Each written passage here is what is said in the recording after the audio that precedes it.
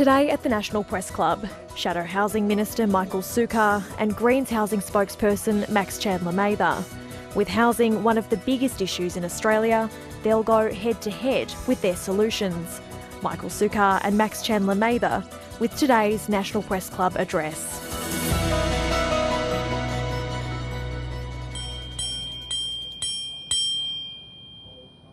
To the National Press Club. I'm Andrew Probyn. I'm National Affairs Editor for the Nine Network and also a Director here at the club. And as you just heard, this is the first of what we hope will be several policy debates ahead of next year's federal election. And we thought, why not start on that really hot button issue, housing? For many Australians, having a house they can call their own is an unaffordable dream. We have a growing number of people who now thoroughly expect to have a lifetime of rent, and rent itself is often painfully high, especially in homes proximate to jobs. So this has provoked lots of competing policies to increase housing stock, help first home buyers and put downward pressure on rents. And joining us today, we have two gentlemen. We have Michael Sukkar, who's the Opposition Housing and Homelessness Minister, and we have Max Chandler-Mather. He is the Greens spokesman on housing and homelessness. So Max, Michael, thank you for joining us. Thanks, let it be made clear that we did also ask Claire O'Neill to be with us today, but she declined. Now, here are the rules agreed to by both parties. Each will give opening statements of 6 minutes. In answer to questions put to Michael and Max jointly, each speaker will have 2 minutes to respond. In answer to a question put to one speaker, the other can have a response, but the initial response will be also 2 minutes. Halfway through, each participant will be given the opportunity to ask a question of the other speaker. We hope that's some sparky TV. Let me tell you. We'll be running a time clock, and a warning bell will alert speakers that they're 20 seconds from time being up. By mutual consent, Michael Sukkar will speak first. Well, Andrew, thank you very much for the invitation, and to, of course, the Press Club for everybody being gathered here today on what is going to be an extraordinarily important issue, not just for the next election, but for our generation. And if there's one message I want Australians to take away from today, it's that the Coalition will not accept a situation where a generation of Australians do not have the same opportunities for home ownership that previous generations have enjoyed. But this Labor government is failing those very Australians. Not enough houses are being built, with falling completions, approvals and first home buyers over the past 2.5 years. Labor has run the biggest migration program in a generation, with more than 1.4 million migrants entering Australia since coming to government, even with fewer homes being built. The deposit hurdle is too high, with Labor trenchantly standing in the way of first home buyers having access to part of their own superannuation savings for a first home deposit. Access to finance is becoming almost unattainable for your typical worker, with restrictive and cumbersome lending regulations. Labor has prioritised foreign corporate landlords, now supported by the Greens, over Australians owning our own housing stock. Construction is at record lows, and construction costs have been exacerbated by the unholy alliance between the Labor Party, the criminal CFMEU, and again, now the Greens. Planning and zoning laws have wrecked development, and private developers have been demonised and penalised. And Labor state governments have rationed land supply and consistently uninvested in the most affordable form of housing, being houses in greenfield developments. For these reasons, under this Labor government, housing outcomes have worsened on every single metric. First home buyers have plummeted from 171,000 in 2021 under the Coalition to just 108,000 in 22-23.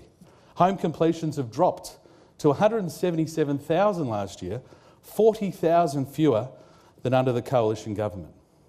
Approvals for new homes have also crashed, falling to around 167,000 over the past year, compared to more than 230,000 when the coalition was in government. Meanwhile, national rents have skyrocketed by 23%, reaching $632 a week from $512 as it was in May 22. And families with mortgages are now at least $25,000 a year worse off under Labor. Labor's promise, so-called, to build 1.2 million homes over 5 years will never see the light of day, with industry experts almost unanimously predicting a shortfall of at least 400,000 homes on that promise. And despite the so-called promise of a $32 billion housing investment, Labor is yet to deliver a single new policy implemented in this term that's built a home. Most of these so-called investments have seen funds handed over to states without responsibility or tied up in capital like the Housing Australia Future Fund, the only policy they've successfully passed in 2.5 years, with reports that the first round of the HAF has seen at least half of its successful projects already fall over. So for an incoming coalition government, we know that we'll have a big job to repair the damage caused by this government. Coming from a migrant family, I experienced firsthand why millions of people have come to Australia, and home ownership has undoubtedly been a big part of that better life. But migration needs to be planned, which is why the Coalition has proposed several measures to free up more than 100,000 homes in the next 5 years. These include a 2-year ban on foreign investors and temporary residents buying existing Australian homes, a significant reduction in the permanent migration program and to net overseas migration, and ensuring an adequate number of skilled visas for those in the construction sector to support our very capable local workforce. We also know that one of the biggest barriers to home ownership is saving for a deposit, which now takes on average 7.8 years nationwide. Part of the solution does exist with the highly successful Home Guarantee Scheme, which I delivered as Housing Minister, that is now helping nearly 40% of first home buyers purchase a home with a deposit of as little as 5%. The other crucial part of the solution is our super home buyer scheme, allowing first home buyers and separated women to use up to $50,000 of their own superannuation savings for a home deposit. Because we know the key determinant of your success in retirement is your home ownership status, not your super balance. So having access to your super when you need it and returning it to super once you've sold your home is undoubtedly the best of both worlds. Post-GFC regulatory reforms have also made it harder for first home buyers to access loans. We'll tackle those barriers. Another is housing supply, which is why we have announced a $5 billion program to help fund the greenfield sites that remain underdeveloped throughout our country, a fund to support the infrastructure that gets those housing developments going. So Australians can expect an incoming coalition government will be singularly focused on home ownership. We are the only party in this country that still believes in the Australian dream, with the individual, not corporates or large institutions, at the centre of our focus. Australians deserve no less, which is why this will be the defining issue of our generation and the next election. Max? The barrier to fixing this housing crisis is not economic, it's not technical, it's political. Australia's political system has been corrupted by the power of the banking and property industry. Both Labor and the Liberals pursue policies that either push up house prices or give more money to property developers. Both major parties oppose any changes to the tax handouts to property investors that ultimately put more money in the pockets of property developers and the banks in the form of higher house prices and mortgages, while denying millions of renters the chance to buy a home. Recently, a property industry analyst told The Age newspaper that prices on apartments needed to rise by another 15% before property developers decided it was profitable enough to build. Just think about that for a moment, because what they are really saying is that property developers are choosing not to build, waiting to push up prices, and that's exactly what they do. Property developers sit on vacant apartments and tens of thousands of blocks of vacant land, only releasing them when the price is right. Property developers and banks will never fix this housing crisis. To understand what has caused this housing crisis comes down to two major changes that happened in the 90s and the early 2000s. First, Labor and the Liberals jointly decided to massively cut funding for public housing. Australia used to build a lot of public housing. In fact, construction of public housing as a proportion of all housing construction went from 16% under Menzies to just 1.8% of homes built in Australia today. If Australia still built public housing the way we used to, we'd have hundreds of thousands of extra genuinely affordable homes, changing the lives of millions of Australians for the better. The second major change was the introduction of the capital gains tax discount by John Howard. This was the massive tax handout for property investors that helped turn property in this country into a lucrative asset, where previously it was a place to build a good life and a good home. Before this, house prices and wages roughly increased at the same rate. After the capital gains tax discount's introduction, house prices increased at about the rate of 2 to 3 times that of wages every year.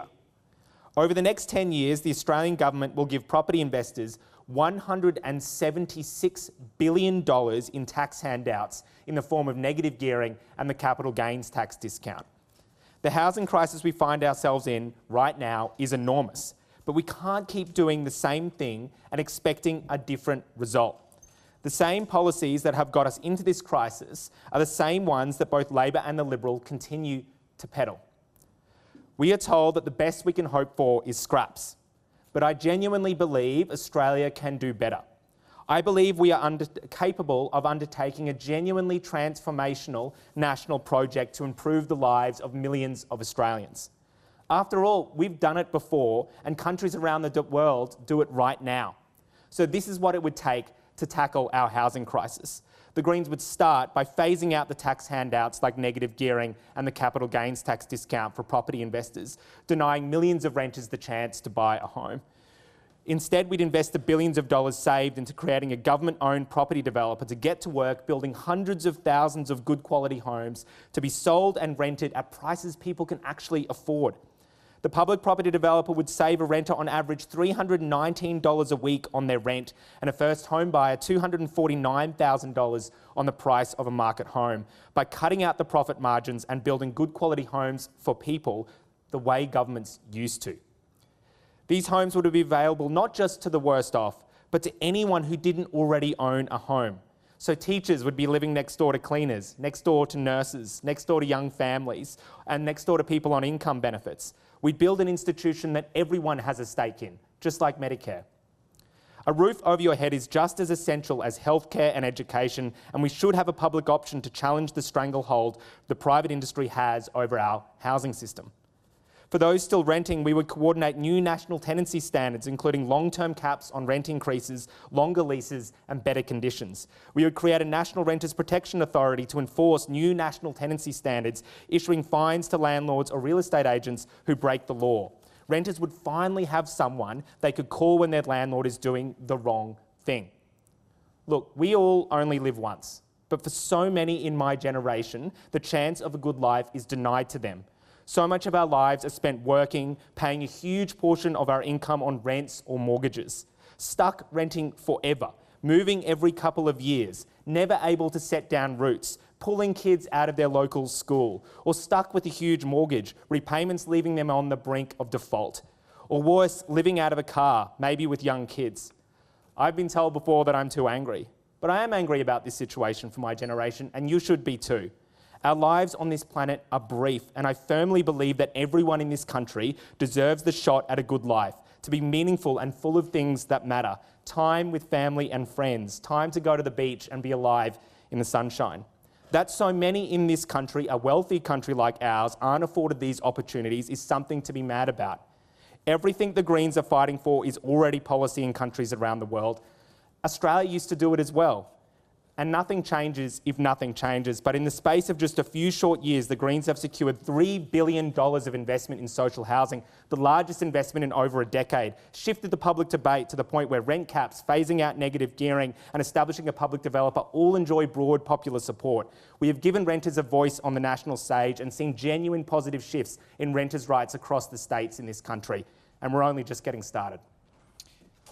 Thanks, you two. Now, before I ask the journalists to ask their questions, firstly to you, Max Chandler-Mather, I imagine you're feeling a bit bruised today, given that the Greens' capitulation to Labor on Help to Buy and Build to Rent programs. What do you say to those who you've been campaigning for on the basis of inadequacy that you have rolled over?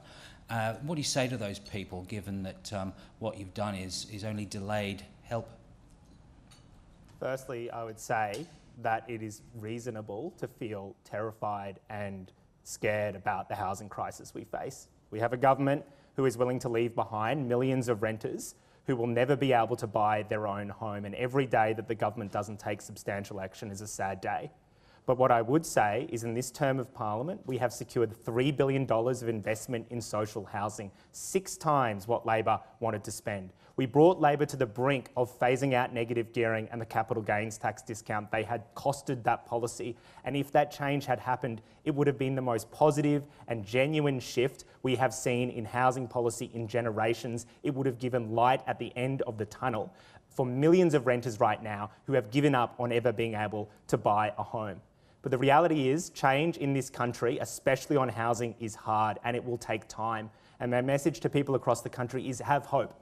Look at what we have been able to achieve and shift in this country in the space of a few short years. Who would have thought that right now I could be standing here and saying rent caps, phasing out the tax handouts for property investors, establishing a public developer, all enjoy broad popular support? Who would have thought we could talk about the fact that renters finally have a voice in this country? Who would have thought that we come into an election where the defining political debate is who has the best policies on the housing crisis? I have hope because there are millions of people across this country who genuinely want change, and come the next election, they know they can vote Greens to keep Dutton out and put Greens MPs in Parliament to push Labor further and faster on this housing crisis. We will get there. It will take time, but I genuinely believe we can do it. Michael Sukkar, do you care to respond? Sure. Well, I think the least surprising thing that we've seen this week is that the Greens and the Labor Party have come to an agreement. The kabuki theatre of the Greens and Labor fighting in the Parliament really betrays the truth, which is Labor and the Greens are in an unholy alliance, a coalition, an uneasy and unhappy coalition from time to time. But I am disappointed to see that the government fiddles while Rome burns. Their signature policies in potentially the last week before we enter the election is a shared equity scheme that replicates shared equity schemes that have already existed throughout Australia for many years.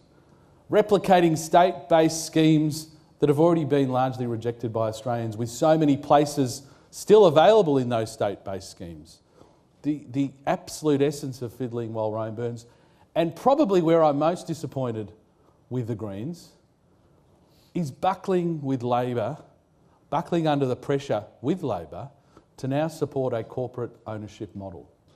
The Build to Rent legislation that the Greens have now signalled they will support will provide preferential treatment to foreign corporates owning Australian housing stock. The Coalition wants Australians to own our housing stock, and that will be a massive difference between the Labor-Greens coalition and the Liberal and National parties. Michael, just following up on that, you've explained why you don't like Build to Rent. You've criticised the Labor government for not pursuing meaningful reform. Remind us, why did you not why did you not support Help to Buy, which seems to be have some similarity to what you're suggesting? Well, I just described it, Andrew. So the Help to Buy scheme is a shared equity scheme that actually requires state governments to pass their own legislation. So they've taken what were already state-based schemes and brought it national. State-based schemes that were already not being used by Australians because Australians don't want to co-own a house with the government. The New South Wales scheme, for example, had more than 90% of its available places unused. So what genius in Labor thought, aha, the solution to the housing crisis is coming up and replicating a policy that already exists with products that are already being rejected by Australians. And it's easy to understand why it would be rejected. Who wants Anthony Albanese owning nearly half of their home, taking all the upside at the end when you sell it and saying, thank you very much, we'll take our 40% of the uplift in your home, but the costs associated with repairs and maintenance, maintaining a home, those costs are borne by the person who owns the other half of that home. No wonder Australians have completely rejected it. And it's, again, fiddling while Rome burns. We have on every single metric available, and I outlined some of them in my opening remarks, we have gone backwards after 2.5 years. Fewer first home buyers, less homes are being built. And scarily for Australians, if you think the housing crisis is bad, it's getting worse because approvals are down. So over the next 12, 18 months, 24 months, even fewer homes will be built. And amongst all of that, the geniuses in the Labor Party have decided to bring in more than 1.4 million migrants with no idea of where they will live and no concern for the increase in rents and prices that it will cause Australians. We will reduce migration. We will make sure the homes are there. We will build the homes for Australians and make sure they can get into their own homes. Max, I saw you shaking your head at the mention of the M word, migration. What's your response? The idea that the Liberals want Australians to be able to buy their first home is an utter farce. The Liberals support a policy to give tax handouts to property investors over the next 10 years in the tune of $176 billion. If you're a first home buyer or renter at home right now, you're a grandparent or a parent watching this, know this. Every time your daughter or son goes to an auction under the Liberals and Labor at the moment, a property investor can go to that auction, use tax handouts in their pocket from the government, bid up the price of housing and screw over your kid or your grandkid. That's the housing system we have right now. And of course the Liberals bring up migrants, of course they do, because it's such a useful tool for them to distract from the fact that the real winners out of this housing crisis, the ones really hurting people right now, are the large property investors and the banks and the property industry who benefit to the tune of billions and billions of dollars. The Liberals were in power for 9 years. What do? Give tax handouts to property investors, build less public housing than any government in Australian history since World War II, help screw over renters. This housing crisis isn't just the making of the Labor Party, it's the Liberals too. And it isn't remarkable, genuinely remarkable, that the Liberals won't take any responsibility for this housing crisis. It hardly gives me any confidence that they're going to be able to fix it. First question from the journalist here, Tom McElroy. Thanks, Probes. Tom McElroy from the Financial Review. Thank you for taking our questions. Mr Sukkar, would you be able to give us more information about what the Coalition is going to take to voters at the election? You say housing is a generational challenge. It'll certainly be a key issue in the campaign. Yeah. And could you provide more detail about the savings, I think 100,000 homes over 5 years from curbing migration? You're not convinced at all that international students live in different kinds of accommodation to people who settle with families or whatever? Thanks, Tom. Great question. Look, between now and the election, everything we do will fall within 4 categories that we think will make a meaningful difference to Australians owning their own home, and we're not waving the white flag on home ownership as the Labor Party and the Greens have. The first will be, how do we help people with the deposit hurdle? And we've spoken a lot about that with our super housing policy and other things.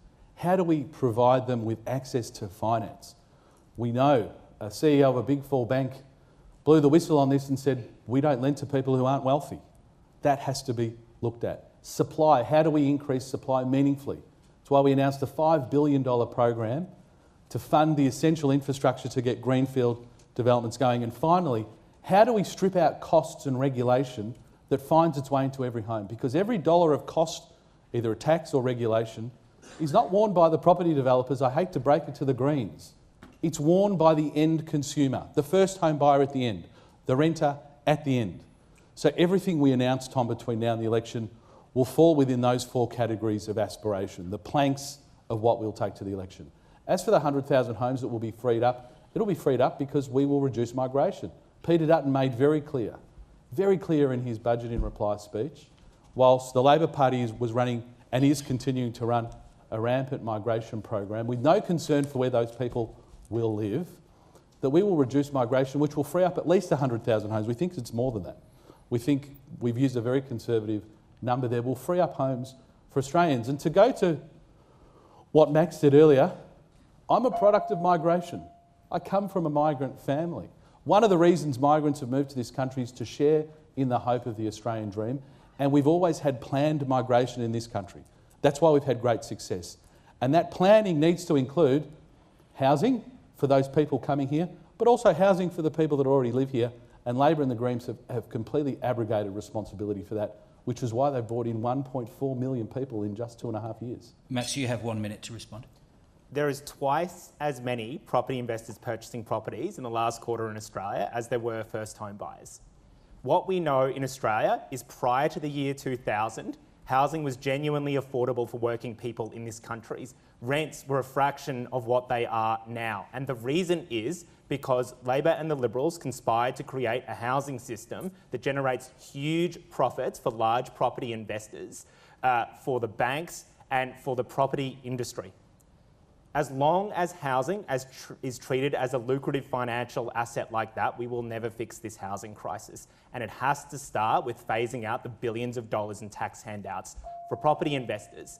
And does anyone genuinely believe, when we were in COVID and net migration got below zero and house prices kept going up, are anyone really suggesting that this Liberal policy to attack and demonise migrants to defend big banks and their massive profits is going to fix the housing crisis? Of course it won't, because we know what works around the world. And it is building enough good, genuinely affordable housing for people to live in, and stop giving so many massive tax handouts to property investors to buy their 10th property and beat out a hapless first home buyer.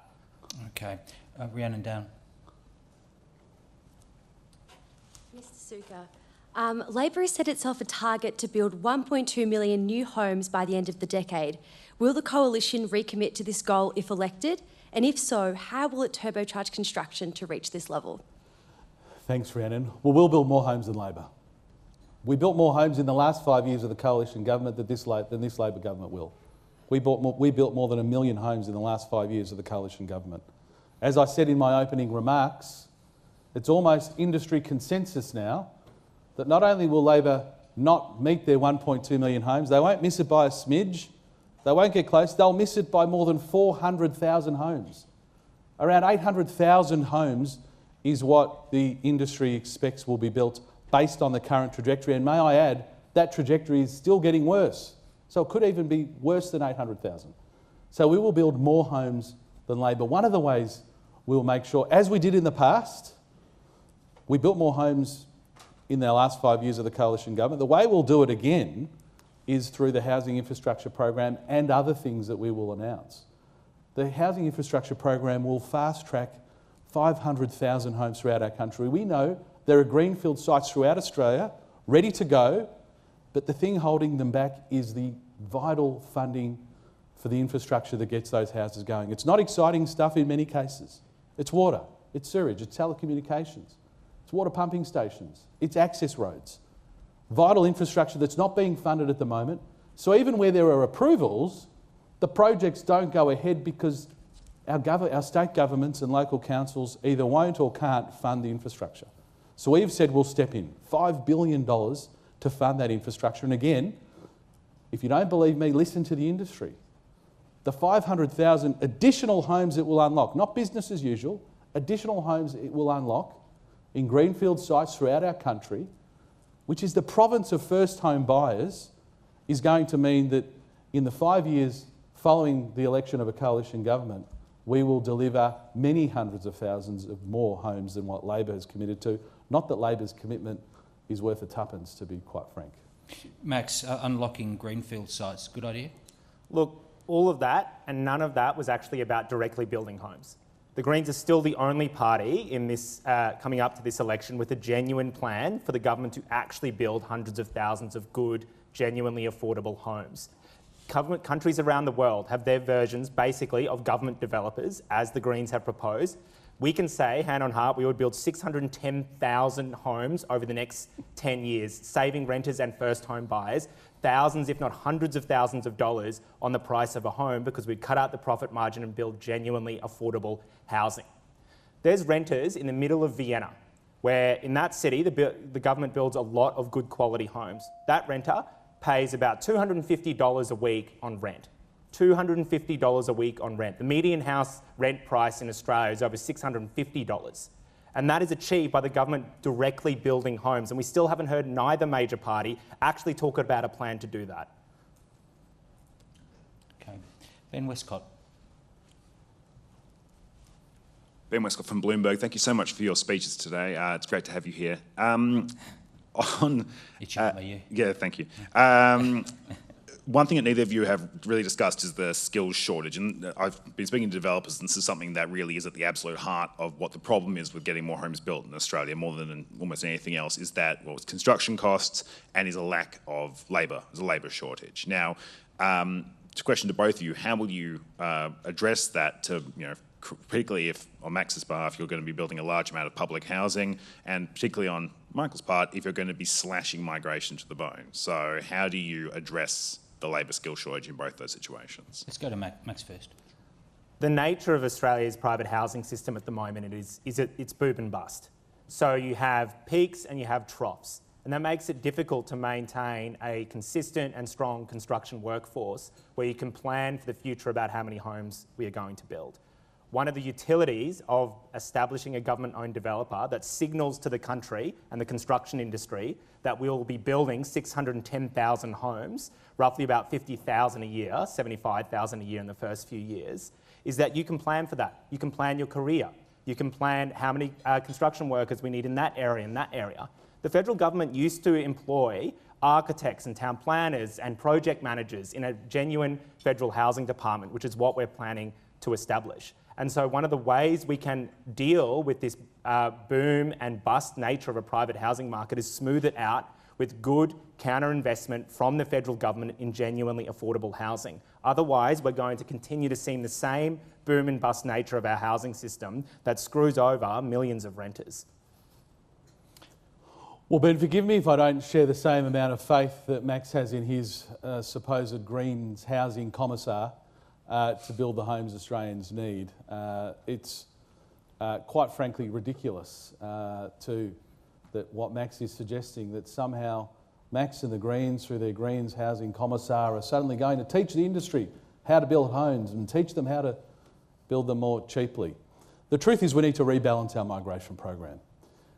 Yes, we need less migrants, fewer migration from the record levels we're at.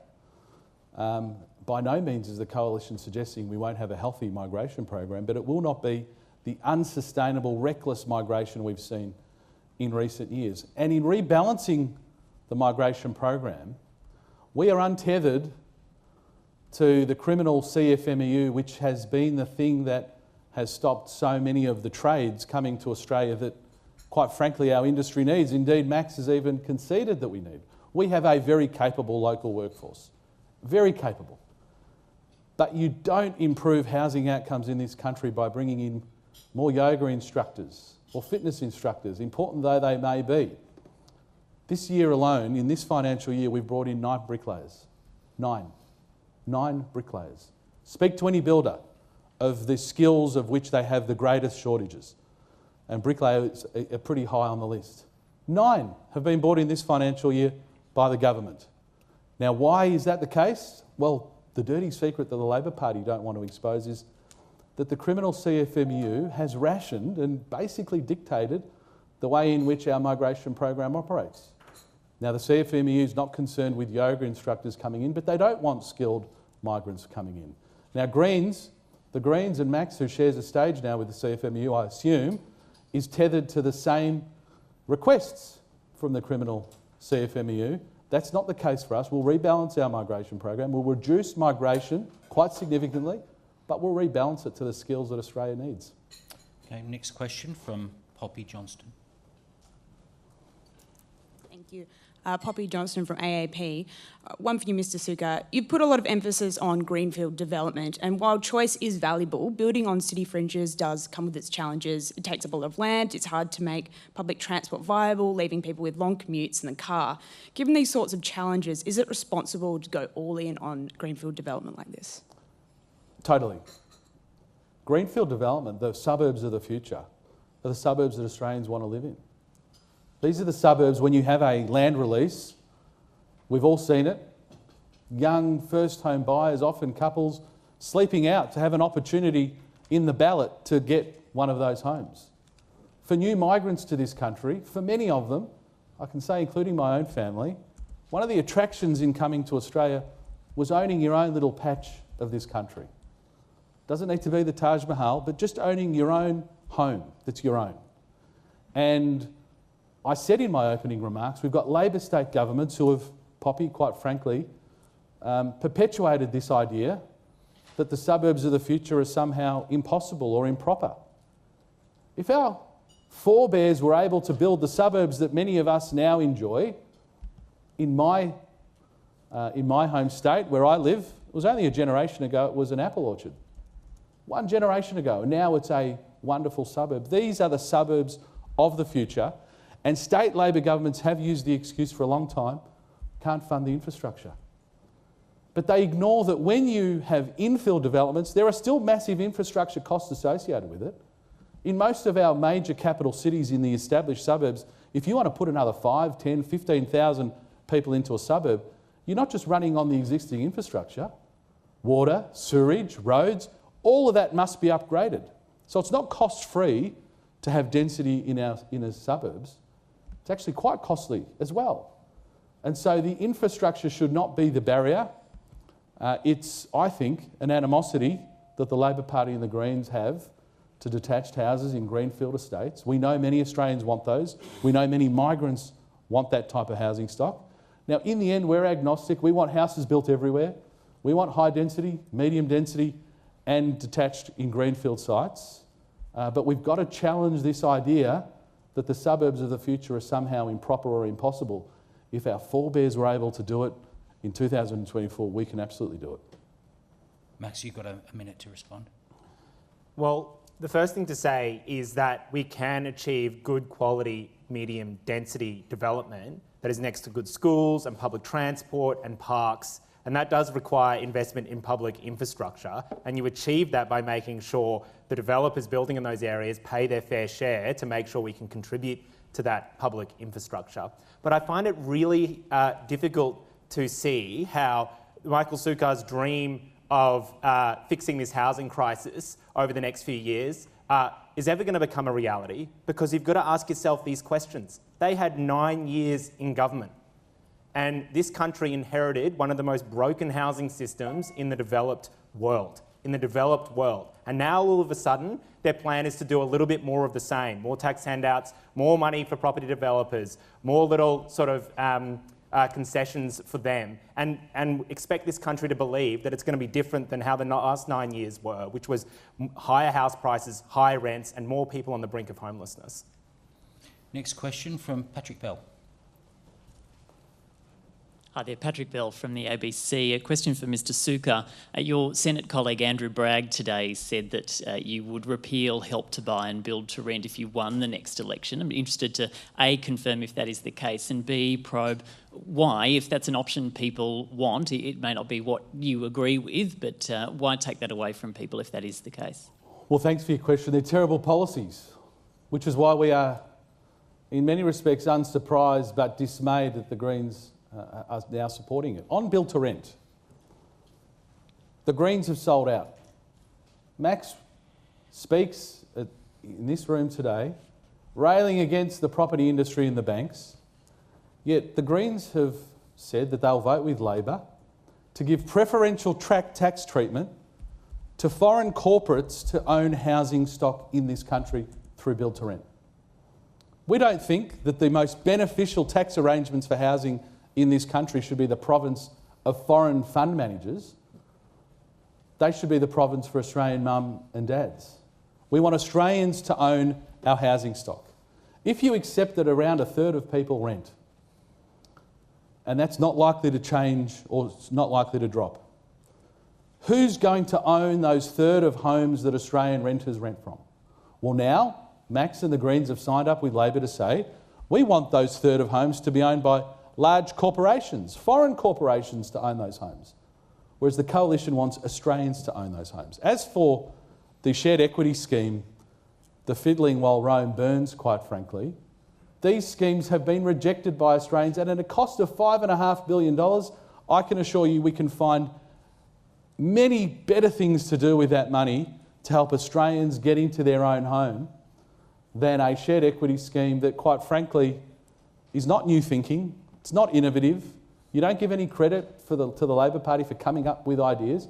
Just like the Housing Minister couldn't show up today to explain herself and the Labor Party position, they have no ideas, no new policies, and no will to help Australians get into their own homes, and that's why we unashamedly oppose both of those measures and will not do what the Greens have done, which is go back on all of the arguments and critiques that I've made that Max has very eloquently made in the past, who he will now support those bills. Before you respond, Max, just on shared equity, the Queensland LNP has its own policy, supports shared equity. Sure. Are they wrong? Well, shared equity has been a province of state governments for a long time, and I'm not going to gratuitously criticise state governments if that's what they choose to do.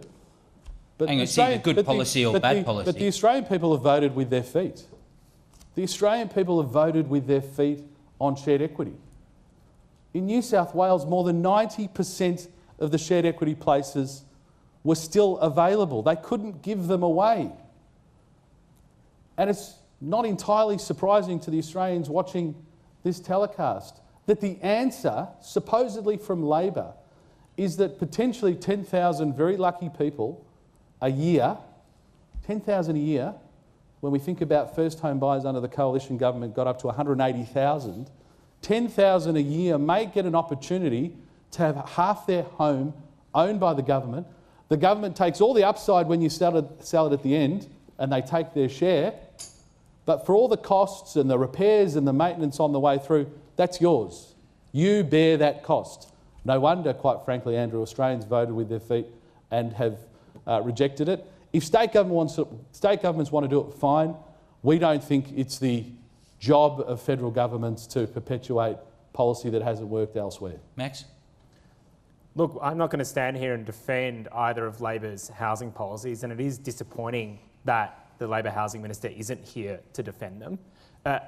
We tried as hard as we could in this process to build constructively on housing policy in this country. We're not like the Liberals. We're not just going to destroy, cut and block and destroy any hope of actually fixing this housing crisis. We are trying to build public consensus for large-scale action on this housing crisis. It has been our goal for the last few years, and indeed for the entirety existence of the Greens.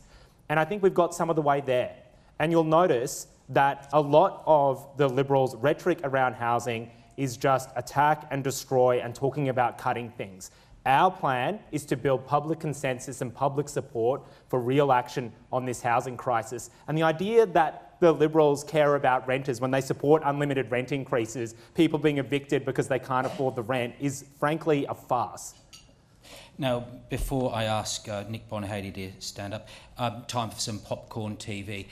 You get the opportunity to ask each other a question, and we will do it in the order of the opening statements. So, Michael, off first. Thanks, Andrew. Well, Max, given we've seen this week Labor and the Greens really acting in concert, in coalition in the Senate on these housing bills by your own admission, are you expecting after the next election, if Labor and the Greens are in a minority coalition government, are you expecting that you will be the housing minister? No, I won't, and certainly don't. I certainly think that our role is to use our power and balance of power in the parliament to win real concessions from the government. And what you get when you get Greens MPs at the end of this next election and you do vote Greens, is you get a vote to keep out Peter Dutton And you also get a vote for someone in there who will push Labor on capping rent increases, on phasing out negative gearing and the capital gains tax discount, the tax handouts for property investors, denying millions of renters the chance to buy a home and investing those savings in a public or government-owned developer to build hundreds of thousands of good quality homes, like this country used to and countries around the world do, that people can genuinely afford. Positive change does not happen overnight, but we have seen in the space of a few years $3 billion of investment in social housing secured by the Greens in the balance of power in the Senate. That's the biggest indirect investment in social housing in over a decade from the federal government in this country. We have seen Labor brought to the brink of making changes to negative gearing and the capital gains tax discount. They costed those policies, and I have a sincere hope that we can push that after the next election. And let me tell you, talk about, just 170,000 or whatever it is, first home buyers. If we change negative gearing and the capital gains tax discount, that could mean hundreds of thousands, even costings on a pretty timid version of changes to those tax handouts from the New South Wales Treasury said you would see over 300,000 new first home buyers in this country. It would fundamentally change the lives of so many renters.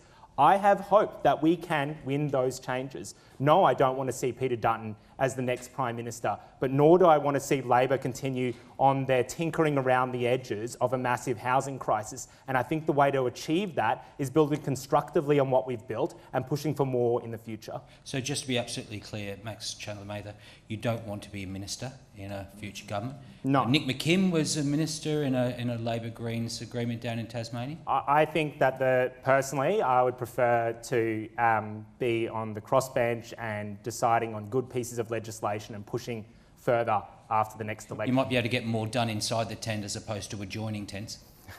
I think probably the feeling is mutual between me and the Labor Party around not being the housing minister. Max, your opportunity. Why don't you ask Anthony Albanese? Sure, he'll give you a we will. Yeah. Max, your opportunity now. Do you think it's fair for a property investor with 10 investment properties who's going to buy their 11th property to get tax handouts from the government that helps them beat a first home buyer at an auction? Well, let me answer it this way. I don't believe, Max, unlike you this week, that the most preferential tax treatment that we provide for anyone investing in a property in this country should be a preferential tax arrangement for foreign corporates to own tens of thousands of Australian properties. Not 10 properties, foreign corporates to own tens of thousands. Australians should realise that in many parts of the world, they do have corporate ownership models of housing. It's in many respects foreign to us here, where corporations and big funds, vulture funds, private equity funds, own tens of thousands of homes. And this Labor government, now supported by Max and the Greens, will give the most preferential tax arrangements to them, not to the Australian mums and dads. And to go to Max's question, for nearly 90% of Australians who own an investment property, they own one. And when you look at the categories, as reported by the ATO in their data, we all know when we fill out our tax return, you've got to put in your occupation, that the largest occupations who own investments in this country are teachers, are nurses, are police officers, essential workers in all of our big capital cities. They are the largest cohort who own properties in this country. Now, what Max and the Labor Party want to do is they want to tax those Australian mums and dads more and hand a tax cut to large foreign funds, private equity, vulture funds, to own tens of thousands of homes. Not 10 homes, Max, tens of thousands of homes. Now, if you're willing to swap the mums and dads for them, go for it. At least Max has the courage to be here today and try and argue for such a crazy idea, unlike the Labor Housing Minister who has squibbed it, and he's not here to defend her policy, a policy to exchange Australian mum and dads for large foreign corporates. And the Coalition, I say this to Australians, is the only thing standing in the way between that foreign corporate ownership model and Australian mums and dads owning the housing stock in this country, and most importantly, young Australians owning their first home in this country. Next question, Nick Bonahady. G'day, Nick Bonahady from the Sydney Morning Herald and The Age. For Mr Sukkar, at various points in your speech you've talked about we, the government, under the coalition government, building more homes than Labor, we, the government, building a certain number of homes. And at other times you've seemed highly opposed to the government having a role in directly owning homes. So how are those things reconcilable? And for Mr. Chandler-Mather, out of curiosity, you're a very highly paid senator on 220-some thousand plus Not a base senator. salary. Sorry. But you are a renter. Why haven't you purchased a home? Okay. Damn. You can consider your answer. We'll first go to Michael. Thanks, Nick. It's actually a very good question. I mean, when I say we, I say the government under policy settings, when we were in government, when I was the housing minister between 2019 and 2022, that created an environment where the private sector could build more homes. Not just the private sector. As Assistant Treasurer then, or Assistant Minister to the Treasurer, I established what is now known as Housing Australia, the largest single investment into social and affordable housing in this country. In the 5 years, the last full 5 years of the coalition government, the government, supported by a healthy private sector, built more than 1 million homes. This government, by consensus in the industry, will be lucky to reach 800,000. So when I say we, Nick, it's an environment that does that. When I was housing minister, I established the home guarantee scheme.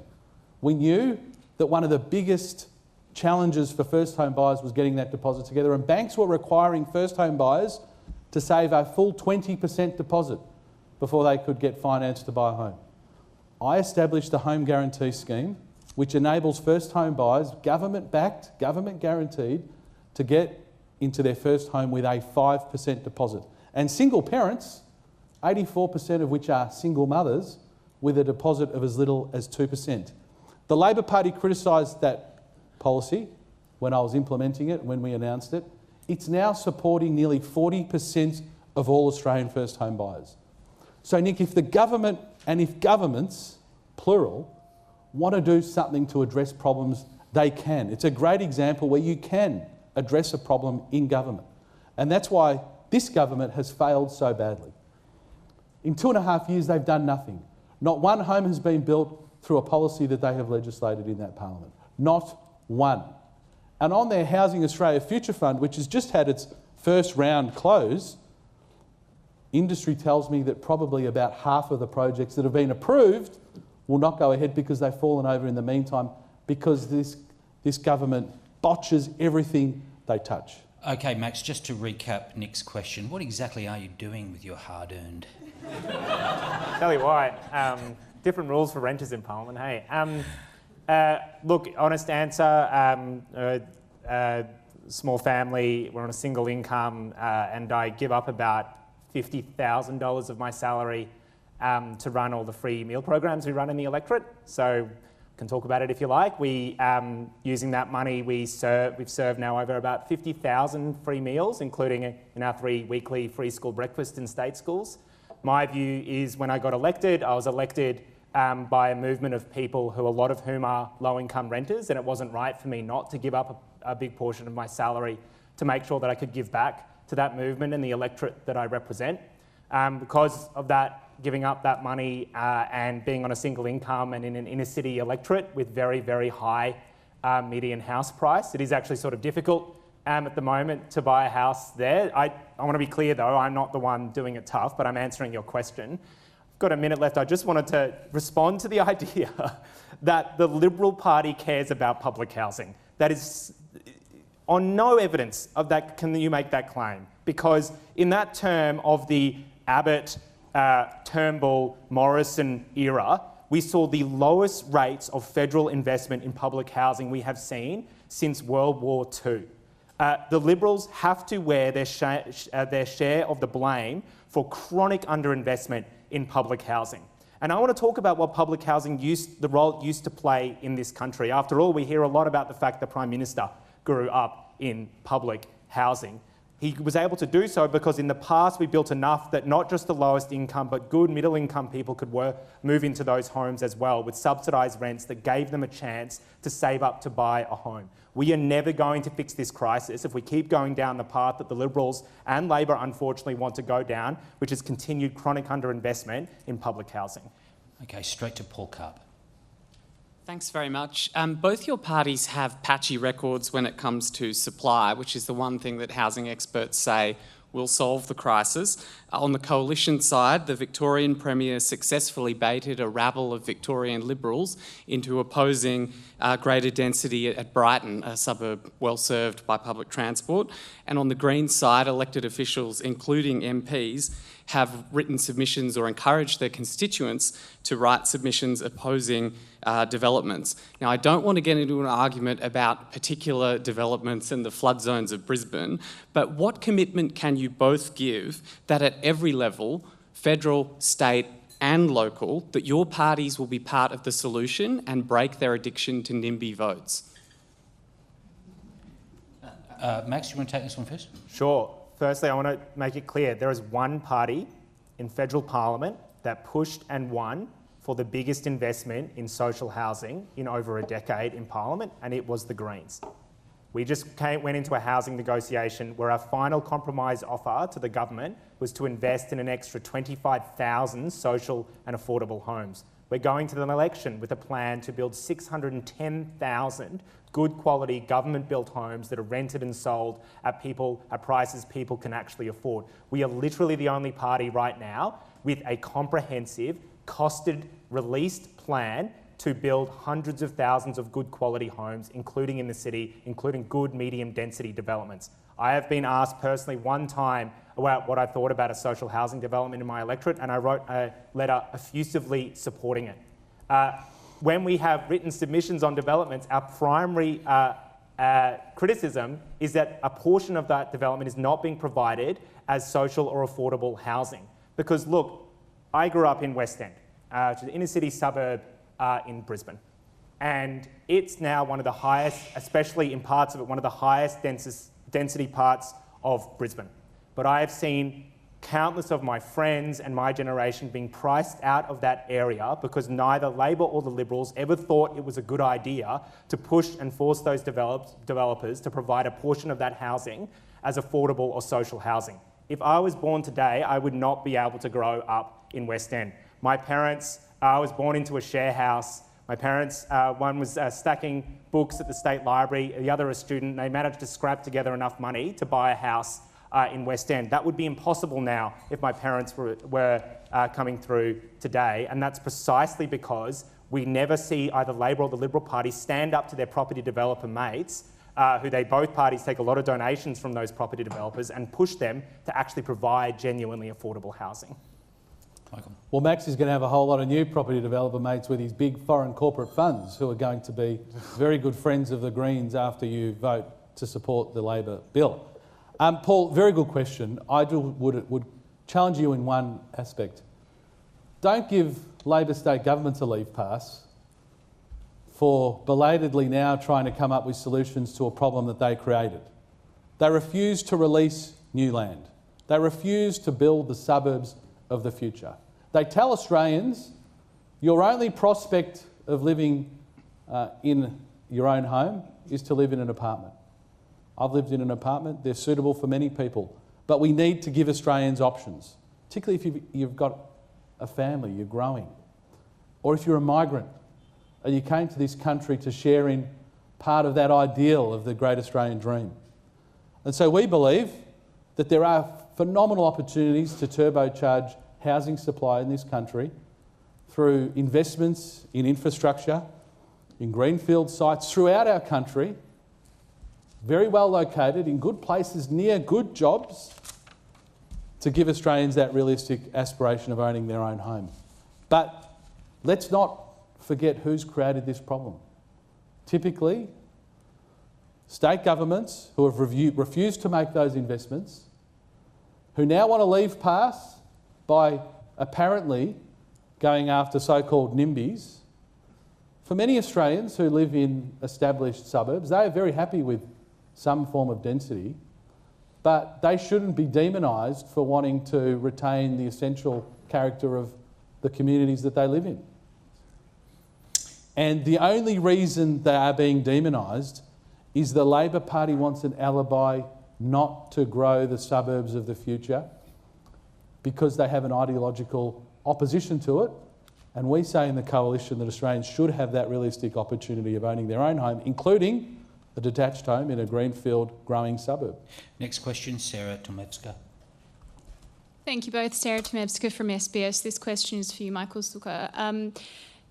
You've spoken a lot about migrants coming to Australia to realise the dream of owning a home. A lot of people also come here to realise their full potential.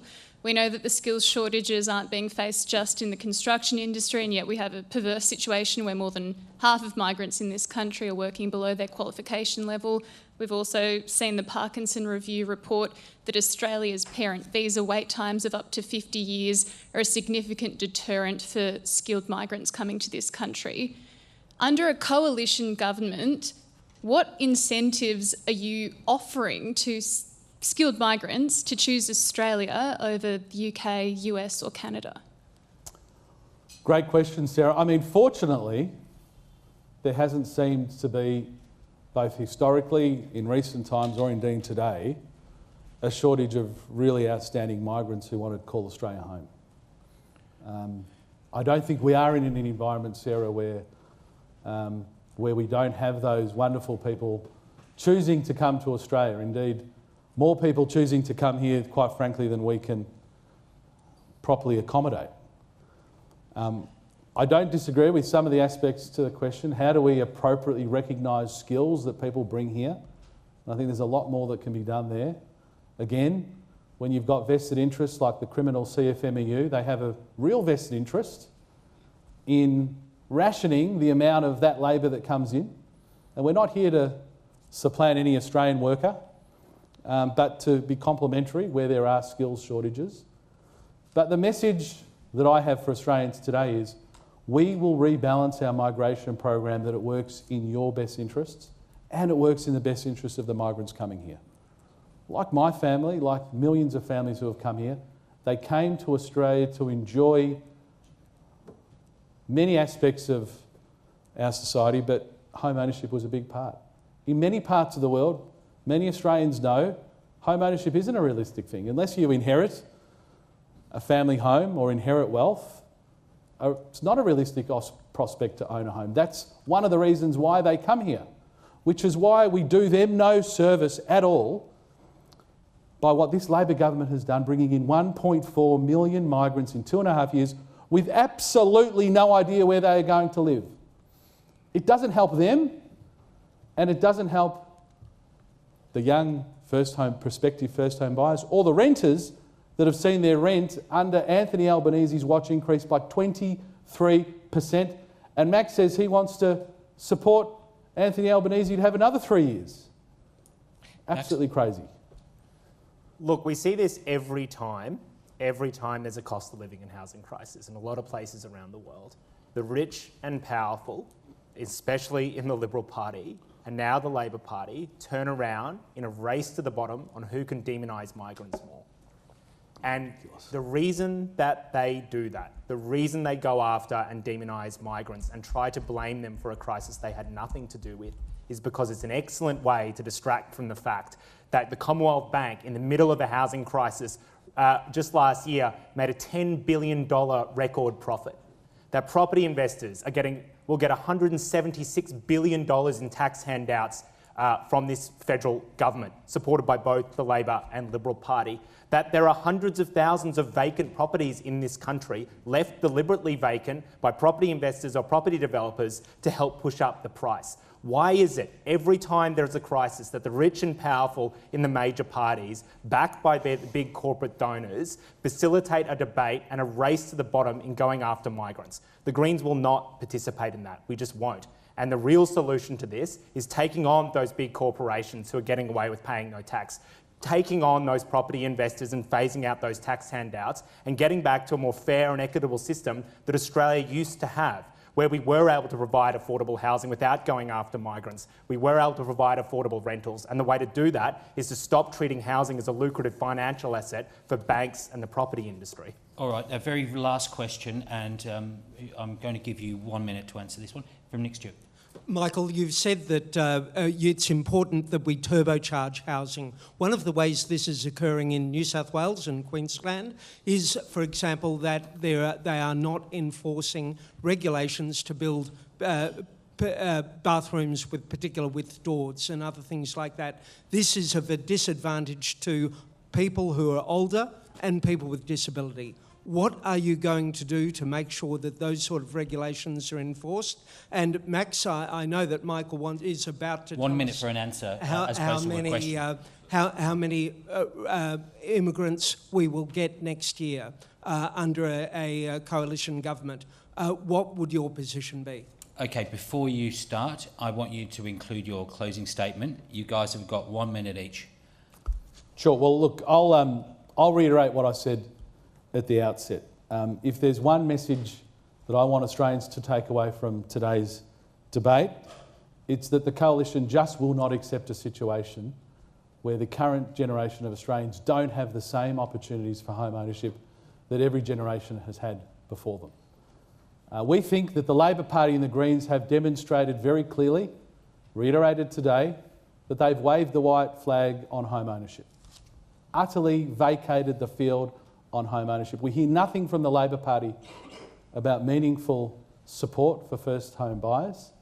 The Coalition is determined to ensure that young Australians have that chance, and we will do everything we can between now and the election to prove to Australians that the way to getting to home will be for voting for the Coalition and Peter Dutton at the next election. I'm sorry, Nick, I don't think you got an answer there, but it was about his question. Nick's question was about building bathrooms with particular width doors. I can quickly touch on that. We've announced a 10-year freeze to the National Construction Code.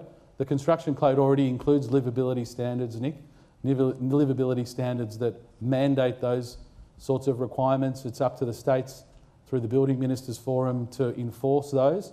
But our central message is we are going to freeze the NCC. We want to get regulation and red tape out of building new homes because, again, a reminder to everybody, every extra tax that a Labor or Greens politician wants to put on housing, every additional dollar of regulation that they want to put on housing is not worn by the property developer, it's worn by the end consumer, the end user, the purchaser or the renter. So we want to strip those costs out. Jump in there, your closing comments. Look, we won't participate in a race to the bottom on migrants. The Greens just never will. But what I will say is Australia is an incredibly wealthy country, one of the wealthiest in the world. And right now we face a housing crisis where 3 million are at risk of homelessness. My entire generation is facing a situation where we may be worse off than our parents and many of us locked out of ever being able to buy a home. And what you have heard today from the Liberals is just more of the same. It is abundantly clear that the major party system will not fix this housing crisis. It's clear because they helped create it together. And another 3 years of the Liberals will see the housing crisis just get worse. But where I draw hope from is that whether it's capping rent increases or phasing out the tax handouts for property investors or setting up a government developer to build genuinely affordable housing, that enjoys majority support in this country. And there are over 7 million renters in this country, and the question you have to ask yourselves and your parents and grandparents is what happens when our voice becomes united? How much power can we wield to get real positive change in this country when we come together and fight for a better future? And that's what the Greens will be offering at the next federal election. Well, viewers, there you have it, the first of the National Press Club policy debates. Housing today will have more to come in the new year, but please put your hand together for Max Chandler-Mather and Michael Sukkar.